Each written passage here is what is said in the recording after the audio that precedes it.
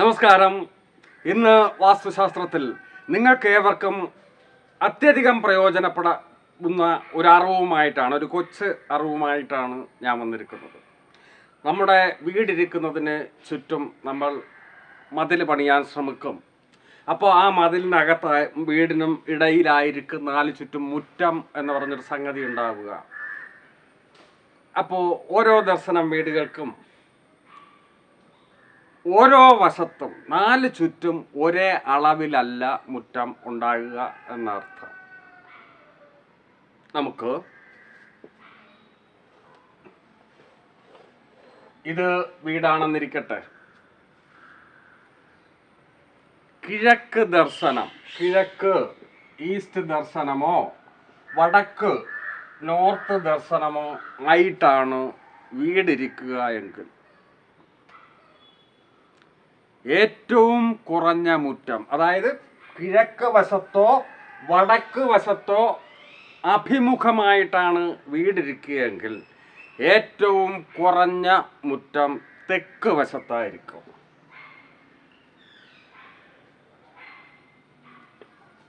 അതിനേക്കാൾ അല്പം കൂടി പടിഞ്ഞാറ് വരും.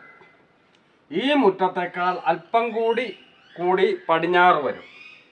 അതിനേക്കാൾ അല്പം കൂടി വടക്ക് വരും. ക്ലോക്ക് ബേസിൽ കൂടി വരും ഓരോ വശവും. ഏറ്റവും കൂടുതൽ മുറ്റം ഉണ്ടായിരിക്കേണ്ടത് കിഴക്ക് വശത്ത്. മനസ്സിലായി കാണുമെന്ന് വിശ്വസിക്കുന്നു.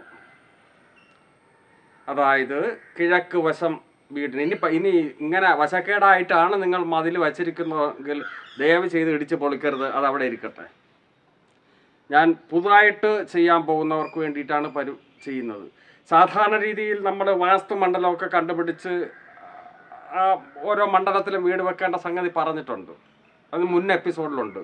മറിച്ച് നിങ്ങളിതൊന്നും നോക്കാതെയാണ് ഒരു വീട് ഒരു പറമ്പിൽ വച്ചിരിക്കുന്നു, അതിന് ചുറ്റും മതിൽ പണിയേണ്ടി വരുമ്പോഴുള്ള സംഗതിയാണ് ഞാൻ ഈ പറയുന്നത്. കിഴക്ക് വശമോ വടക്ക് വശമോ അഭിമുഖമായിരിക്കുന്ന വീടിൻ്റെ ഏറ്റവും കുറച്ച് മുറ്റം തെക്ക്, അല്പം കൂടി പടിഞ്ഞാറ് വരും, അല്പം കൂടി വടക്ക് വരും, അല്പം കൂടി കിഴക്ക് വരും. ഇനി അടുത്ത് പടിഞ്ഞാറ് ദർശനമോ തെക്ക് ദർശനവുമായ വീടുകൾക്ക് എങ്ങനെയാ മുറ്റം വരിക അത് നമുക്ക് നോക്കാം. അടുത്ത് തെക്ക് ദർശനമോ, അതായത് സൗത്ത് ദർശനമോ വെസ്റ്റ് ദർശനമോ ആയ വീടുകൾക്ക് എങ്ങനെയാ മുറ്റം?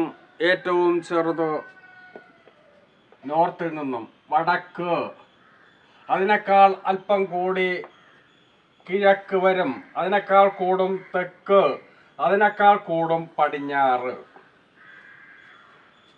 ഈ മട്ടിലാണ് വരിക. നിങ്ങൾക്ക് മനസ്സിലായി കാണുമെന്ന് വിശ്വസിക്കുന്നു. ഈ അറിവിന് ലൈക്ക് ചെയ്യുക, ഇത് മറ്റുള്ളവർക്കായി ഷെയറും ചെയ്യുക. നന്ദി.